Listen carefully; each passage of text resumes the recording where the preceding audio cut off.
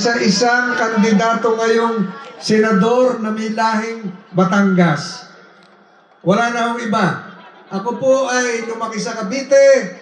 Ang tatay ko'y taga Batangas. Meron po akong hipag sa Candelaria, Quezon.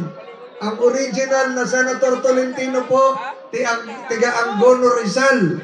Si Senator Arturo Tolentino. Kaya nabuo ko na po yung buong Region 4A.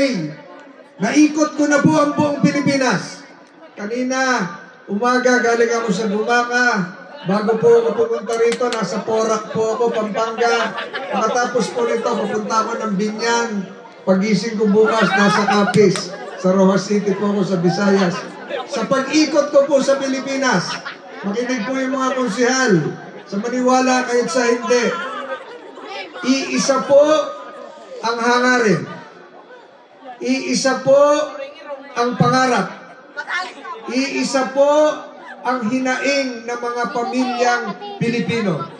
Wala pong pagkakaiba. Yung pamilyang Pilipino na naninirahan sa barangay Trapiche, hanggang doon po kung ikukumpara sa mga taga-barangay Banilad sa Cebu. Wala pong pagkakaiba. Ang hinaing, dalangin, at taimtim na gustong mangyari sa pamilya nila ng mga tiga-Talaga kumpara po sa mga tiga-Pasunangka sa Zamboanga City.